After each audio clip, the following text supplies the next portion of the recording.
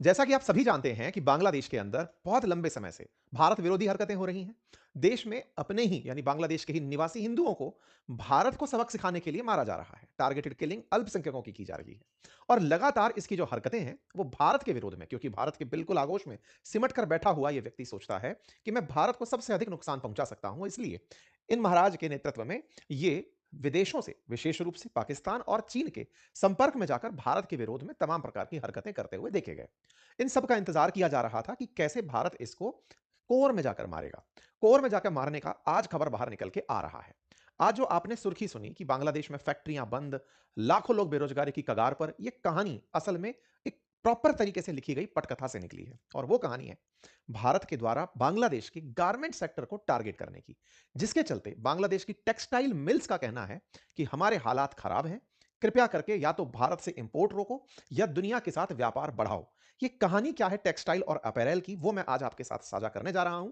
लेकिन ध्यान रखते हुए कि भारत ने एक तीर से दो निशाने लगाने में, जो हाल ही में यूरोपियन यूनियन से ट्रेड डील साइन की, उस ट्रेड डील ने बांग्लादेश को बिना कुछ किए लगभग समाप्ति की तरफ पहुंचाने का काम कर दिया है। बांग्लादेश के साथ कोई युद्ध नहीं किया, लेकिन बांग्लादेश का 80% व्यापार, एक्सपोर्ट 80% सीधा एक डील से चैलेंज कर दिया। भारत ने बांग्लादेश के एक्सपोर्ट में जो सबसे बड़ा रेवेन्यू जनरेट करने वाला सोर्स है, दैट इज अपैरेल सेक्टर, कपड़ा सेक्टर, उसको बुरी तरह से नुकसान पहुंचाया है। क्या है यह कहानी, आइए इसको डिटेल में बताते हैं। कैसे इस डील ने बांग्लादेश के हालात खराब किए, इसको समझते हैं। लेकिन सुर्खी की महत्वपूर्ण लाइन सुन लीजिए। सुर्खी यह है कि बांग्लादेश की जो टेक्सटाइल इंडस्ट्री है, उसकी तरफ से बांग्लादेश सरकार से कहा गया है कि भारत से आप ड्यूटी फ्री इंपोर्ट को खत्म करवा दीजिए, अदरवाइज 1 तारीख से हम लोग हड़ताल पर चले जाएंगे। भारत से ड्यूटी फ्री इंपोर्ट, ये क्या कहानी है? हड़ताल पर चले जाएंगे, ये क्या कहानी है? और बांग्लादेश के कॉमर्स मंत्रालय ने रेवेन्यू बोर्ड को इंपोर्टेड यार्न को ड्यूटी फ्री सुविधा खत्म करने की सिफारिश की है। इसके चलते पता चल रहा है, क्योंकि भारत का जो सस्ता जो धागा इनके यहां गया है, वो 12,000 करोड़ रुपए से अधिक का स्टॉक इनके पास बिना बिके रह रहा है। और बांग्लादेश की जो टेक्सटाइल मिल्स हैं, उनका कहना है कि हमें यह कदम मजबूरी में उठाना पड़ रहा है, क्योंकि आयातित माल सस्ता है। 50 से अधिक ऐसी आयात मतलब कपड़ा मिल हैं जिनमें हजारों श्रमिक बेरोजगारी की कगार पर हैं, नौकरियां जाने की स्थिति है। लगभग 10 लाख नौकरियों पर संकट आ रखा है। इस यही कारण है कि बांग्लादेश दुनिया में कपड़े का सेकंड लार्जेस्ट एक्सपोर्टर बनकर बैठा हुआ है। ग्लोबल कपड़ा एक्सपोर्ट में इसकी परसेंटेज 10% है। यह दुनिया के टॉप 10 टेक्सटाइल और अपैरल एक्सपोर्टिंग कंट्रीज के आंकड़े हैं। चाइना नंबर 1, बांग्लादेश नंबर 2 पर खड़ा हुआ है। वहीं पर अपैरल सेक्टर में भी बांग्लादेश नंबर 2 पर खड़ा हुआ है। दोनों ही जगह टेक्सटाइल और अपैरल में बांग्लादेश नंबर 2 पर है। चूंकि भारतीय कपड़े की या भारतीय टेक्सटाइल की डिमांड यूरोप में बहुत होती है, तो भारतीय अनस्टिच्ड कपड़ा वाया बांग्लादेश यूरोप में पहुंचता रहा है।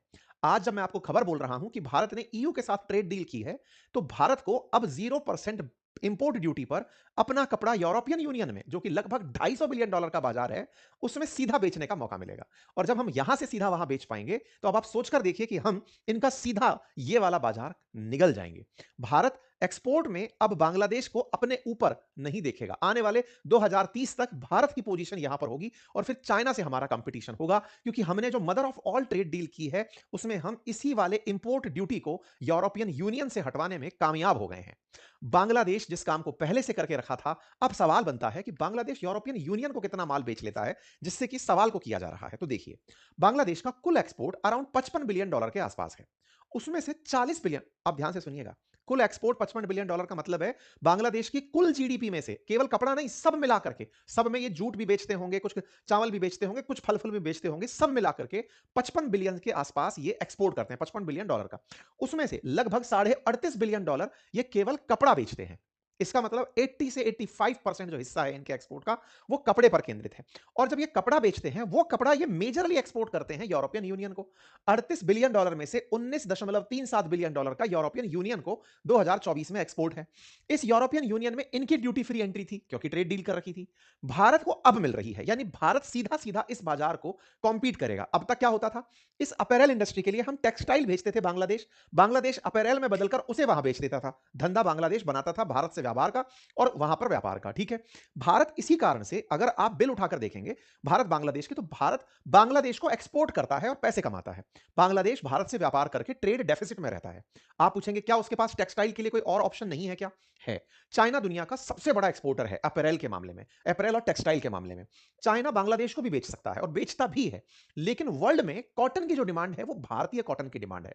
आपको शायद याद हो कि जब यूरोपियंस भारत आए थे तब भी वो भारतीय सूती कपड़े को पहनकर गौरवान्वित महसूस करते थे। कहते थे कि यूरोप में यूरोपियंस जब इंडिया पर राज करने आए थे, उपनिवेश बनाने आए थे, उससे पहले उनके ड्रीम में था कि भारत का कपड़ा अगर हम पहन पाएं, मतलब भारत क्योंकि सिल्क रूट के थ्रू कॉटन डिलीवर करता था यूरोप में, तो ऐसे में उनके लिए बड़ी अमीरी की बात होती थी कि हमने इंडियन कॉटन पहना हुआ है। तो वो इंडियन कॉटन आज भी यूरोपियंस को चाहिए। और अब आप सोचकर देखिए कि कैसा रास्ता अपन लोगों ने ओपन कर लिया है। अच्छा, अब जिस बांग्लादेश का 84% विदेशी मुद्रा का भंडार यही हो, यानी कि जब एक्सपोर्ट से धन आता है और धन में केवल कपड़ा है, तो सोचिए कितना बड़ा क्षेत्र है और उसको आप कंपटीशन देने जा रहे हैं। 84% विदेशी मुद्रा, 50 लाख रोजगारों के लिए, और विशेष रूप से बांग्लादेश का यह सेक्टर महिला केंद्रित है, जो लगभग 1.5 करोड़ लोगों को रोजगार देता है। इसमें अधिकांश महिला भागीदारी करती हैं। इंटरेस्टिंग समझिए, हमारे धागे और अनस्टिच्ड कपड़े से बांग्लादेश में बड़ी बड़ी ब्रांड्स जैसे टॉमी हिलफिगर, कैल्विन क्लेन जैसे जो ब्रांड्स हैं, ये काम करते हैं। बांग्लादेश के अंदर ही कपड़े सिल करके टॉमी हिलफिगर, कैल्विन क्लेन और राल्फ लॉरेन जैसे जो अमेरिकी ब्रांड हैं, ये यहां से सिलकर अमेरिका बिकने जाते हैं। इसके अलावा स्वीडन का H&M है, इटली का जियो जॉर्जिया अरमानी है, जर्मनी का ह्यूगो बॉस एंड प्यूमा है, स्पेन की ज़ारा है। ये सब ब्रांड यहां बन करके वहां बिकने जाते हैं। यानी सिलवाते सब यहां है, ब्रांडिंग यहां पर होती है और बिकते उन बाजारों में है, क्योंकि उनने भी इस काम को आउटसोर्स किया हुआ है सस्ती लेबर के चलते, सस्ते कच्चे माल के चलते, क्योंकि कच्चा माल तो हमारे उद्योग धंधों में बन ही रहा है। तो एक प्रकार से इन लोगों ने केवल ब्रांडिंग से पैसा कमाया हुआ है। देखिए, असली पैसा कमा करके तो ये लोग बैठे हैं, कौन से? जिन्होंने ज़ारा जैसा ब्रांड खड़ा कर लिया, बिलियंस में जिनकी ब्रांड वैल्यू है। अरमानी जैसा ब्रांड, इटली H&M जैसा ब्रांड, ये तमाम ब्रांड्स मिलियंस में, बिलियंस में इनकी वैल्यू है। ये लोग खेलते हैं ब्रांडिंग पे। कच्चा माल बनाकर खुश हैं आप और हम, और उसमें फिलहाल चल रही है लड़ाई। ये एक अलग इश्यू है, कभी इस पर अलग चर्चा होगी, बातें बाजार की पर करेंगे। खैर, फिलहाल के लिए शेख हसीना की सत्ता जब से हटी है और ये इकोनॉमिस्ट मोहम्मद यूनुस जब से आए हैं, ये समेट ही नहीं पा रहे हैं कि इनकी जो सबसे बड़ी ताकत थी, वो लगातार खस्ता हाल होती जा रही है। बांग्लादेश के 80 से 80% तक का जो निर्यात है, जिस पर 11% बांग्लादेश की कुल जीडीपी डिपेंड करती है, उस पर अब भारत ने छेद कर दिया है। और ऐसा नहीं है कि इस डील से छेद हुआ है, इससे पहले हम खेल खेल चुके हैं। अब आपके दिमाग में शुरुआत में आई हुई लाइन चमक रही होगी फिर से कि सर उसमें तो यह था कि 1 फरवरी तक अगर भारत से कच्चा धागा इंपोर्ट बंद नहीं किया तो हम हड़ताल कर देंगे। वो क्या कहानी है? असल में बांग्लादेश में भी टेक्सटाइल इंडस्ट्रीज हैं। ऐसा नहीं है कि बांग्लादेश के अंदर अपैरेल ही है, टेक्सटाइल उनके यहां भी है। होता यह है कि उनका टेक्सटाइल उनकी अपैरेल इंडस्ट्री नहीं खरीदती। ऐसे में टेक्सटाइल वाले धमकी दे रहे हैं कि भारत का टेक्सटाइल ऑलरेडी इतने सस्ते मालों पर उपलब्ध है और भारत विरोधी माहौल चल ही रहा है, तो क्यों ना लगे में लगा भारतीय कपड़े को बैन करवा दें। और कच्चा धागा जैसे ही भारतीय आना बंद होगा तो उनका टेक्सटाइल का धागा बिकना शुरू होगा और वो बिकेगा उनके ही अपैरल इंडस्ट्री को। वो समझदारी करके अपने यहां पर 12,000 करोड़ का जो विदेशी कर्ज उनके ऊपर आ गया भारत के चलते, उसको बाईपास करने के लिए माहौल सरकार पर दबाव का बना रहे हैं। लेकिन मूर्खता इस बात में है कि यह बात उन्हें भी समझ में हो कि यूरोप वालों को इंडियन कॉटन चाहिए, और इंडियन कॉटन अगर बांग्लादेश की जगह भारत से ही सिलकर जाने लगा तो उन्हें $18 बिलियन का सीधा नुकसान होगा। लेकिन राजनीति, सस्ता तरीका, जिसमें वो ये भावना घुसा देंगे कि देखो बांग्लादेश ने भारत से सस्ता धागा खरीदना बंद कर दिया, अब उसको अपने धागे के दम पर आत्मनिर्भर बनना है। ये तरीका भले ही हो, लेकिन भारत ने 0% टैरिफ पर यूरोप में जो अब एंट्री ले ली है, वो सीधा उसे कंपीट करेगी। लेकिन अब सवाल है, इससे पहले कि भारत ने ईयू के साथ डील नहीं की थी, उससे पहले भी इनका कपड़ा उद्योग तो संकट में आ गया था। वो कैसे? उसकी कहानी क्या थी? देखो, अनरेस्ट था बांग्लादेश में, सबको पता था।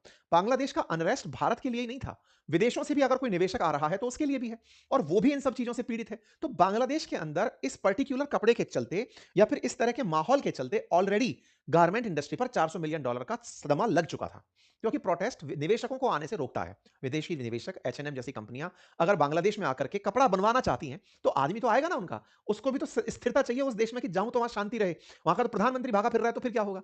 दूसरा क्या हुआ, भारत बांग्लादेश के बीच में जिस तरह का बॉर्डर साझा होता है, बांग्लादेशियों ने चाइना का सपना दिखा दिया कि नॉर्थ ईस्ट में जाने के लिए तो आपको वाया बांग्लादेश जाना पड़ेगा। भारत इस बात से चिढ़ गया। भारत ने कहा कि बेटा, तुम्हारी इतनी जरूरत, तुमने बॉर्डर पर रहने का यह फायदा उठा लिया कि आप अगर जाना चाहते हो सेवन सिस्टर्स में तो वाया बांग्लादेश जाओगे। ये चीन को चिपका के आ गए मोहम्मद यूनुस। भारत ने कहा सुनो बेटा, ज्यादा दूर मत जाओ, तुम्हें अगर नेपाल को और भूटान को सामान बेचना है तो तुम्हें भारत के लैंड बॉर्डर्स से, लैंड बॉर्डर्स में क्या है कि हम लोगों ने लैंड पे ही कुछ लैंड पोर्ट्स बनाए हुए हैं, लैंड पोर्ट्स बनाए हुए हैं जहां पर व्यापार करके सीधा ट्रक को यहां से भरा और भर के नेपाल बेच दिया, भूटान बेच दिया। भारत ने कहा सुनो, पहले तो तुम्हारा यही सपना यही तोड़ देते हैं। हमने इनके लैंड पोर्ट्स बंद कर दिए इससे नाराज होते हुए, और हमने कहा अगर तुम्हें यहां सामान बेचना है तो सुनो, हम तुम्हारे इंपोर्ट को मना नहीं कर रहे। तुम्हारा कपड़ा सिलकर आएगा और यूं घूम करके मुंबई के अंदर जो नावा शिवा है ना, वहां पर ड्यूटी फ्री रहेगा। तो इनको हमने इनडायरेक्टली इतना घुमा दिया कि अब ये नेपाल भूटान में सामान बेच ही नहीं पा रहे। ऐसे में इनका बाजार भारत ने पहले ही तोड़ दिया था लैंड पोर्ट बंद करके। ये हमने उसी समय कर दिया था कि रेस्ट्रिक्शन है भाई इंपोर्ट गुड्स फ्रॉम बांग्लादेश से, और हमने ट्रांसशिपमेंट को पूरी तरह अगस्त अप्रैल में ही रोक दिया था। इनका इलाज धीरे धीरे करके किया जा रहा था। परिणाम क्या निकला? इनके एक्सपोर्ट बाधित होने लगे। भारत ने पोर्ट रेस्ट्रिक्शन लगा करके इनको मना भी नहीं किया और मना भी कर दिया। यह आदेश रहा कि तुम्हें जाना है तो बेटा नावा शिवा होकर के निकलो। अच्छा, अप्रैल में यह खेल हुआ। उसके बाद में इनकी आत्मा जग गई। जुलाई में ये आते हैं और ये बांग्लादेश के ऊपर 35% टैरिफ लगा देते हैं। बांग्लादेश का 85% व्यापार कपड़ों का है। उसमें से लगभग जो कपड़े बिक रहे हैं 38-40 बिलियन डॉलर के, उनमें से 5-7 बिलियन डॉलर के अमेरिका को बिकते हैं। अमेरिका को बिकते हैं, 35% टैरिफ लगा दिया। टैरिफ को हमने 25% ही पाया था शुरुआत में। तो भारत 25% टैरिफ पर माइलेज ले गया अमेरिकी बाजार में। हम पर तो बाद में पेनल्टी 25% ही लगी है। तो इनको उस समय वैसे झटका लग गया, 35% का झटका, और अमेरिका ने अब तक इनका ट्रेड रिवर्सल नहीं किया है। बांग्लादेश बेचकर अमेरिका से 8.8 बिलियन डॉलर का व्यापार करके 5-7 बिलियन डॉलर कमाता है, और जिससे भारतीय टेक्सटाइल सेक्टर को 35% का लाभ हुआ। हालांकि यूएस फिलहाल के लिए इनके ऊपर टैरिफ घटाने के बारे में सोच रहा है, लेकिन असर तो सब चीजों का चलता जा रहा था। फिर काम आता है, कोई भी इंडस्ट्री काम करे उसको बिजली की जरूरत होती है। बांग्लादेश के अंदर कोई भी पावर, यानी कि एक तरह से कहिए जल विद्युत परियोजना का कोई भी केंद्र नहीं है, क्योंकि हाइट पर कोई डैम नहीं है, साथ ही साथ में तीव्र पानी की कोई क्षमता नहीं है। ऐसे में बहुत ज्यादा रिसोर्सेज इनके पास बिजली उत्पादन के नहीं है। प्लेनर है ना, जल के आखिरी तट पर बसा हुआ है। तो ऐसे में इनके यहां पर बिजली उत्पादन अपने आप में एक बड़ा चैलेंज है। नदी के मुहाने पर है तो कोयले का क्राइसिस है, बिजली का क्राइसिस है। तो ये बिजली भारत से इंपोर्ट करता है। भारत ने इन्हें बिजली देने से रोक दिया। रुकवाने का काम किया अडानी से।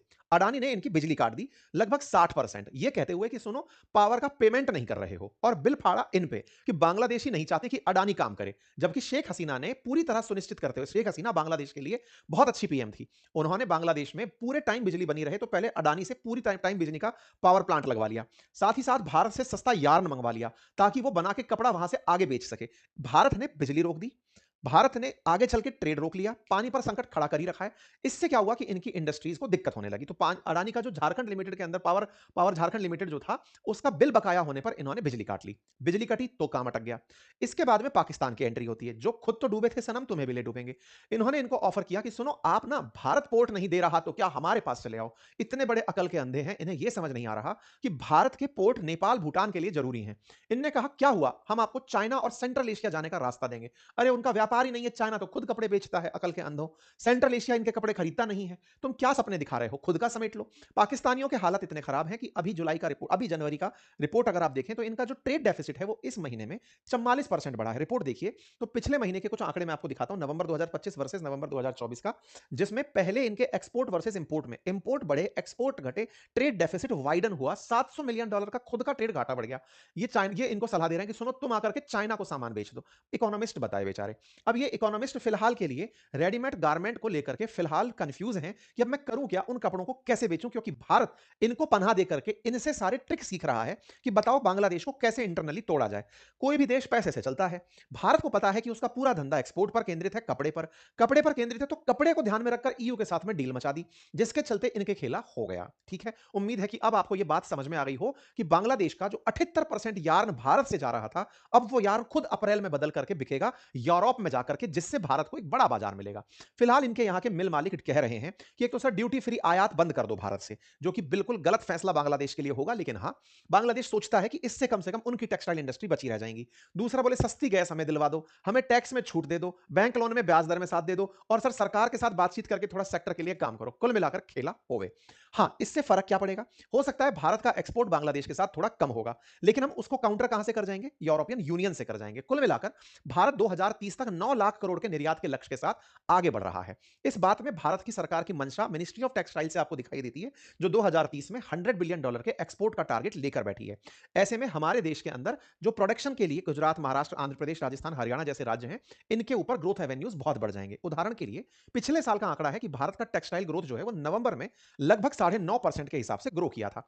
ऐसे में जब भारत इतनी बड़ी ट्रेड डील कर चुका हो, भारत अब तक 22 एफटीए कर चुका है, और अब सबसे बड़ा एफटीए यानी फ्री ट्रेड एग्रीमेंट साइन किया गया गया है ईयू के साथ, इसका हमें लाभ होगा। मिनिस्ट्री ऑफ हमारी जो टेक्सटाइल है, उसने साफ-साफ कहा है कि हमारा टेक्सटाइल और अपैरल सेक्टर इस डील से बड़ा फायदा पाएगा, क्योंकि हमें लगभग ज़ीरो ड्यूटी के ऊपर ईयू का 240 या $263 बिलियन का बाजार एकदम खुला मिलने वाला है। इस बात को खुद पीयूष गोयल जी के बयान में भी आप सुन सकते हैं, जिसमें वो ये कह रहे हैं कि मुझसे लोग पूछा करते थे कि बांग्लादेश हमसे आगे कैसे है कपड़ा निर्यात में, तो हम उनको कैसे बताते कि उन्होंने ड्यूटी फ्री एक्सेस लिया हुआ है, कॉम्पिटिटिव प्राइस पर वो आगे चले जाते हैं। अब हमने डील ही कर ली, और डील कर ली, और हमारा कपड़ा हम अगर बेचने निकलेंगे तो बड़ा बाजार पा जाएंगे। तो साहब, कुल मिलाकर के भारत ने किसी के अर्थशास्त्र को तोड़ करके पूरी तरह का शास्त्र इनका बिगाड़ दिया है।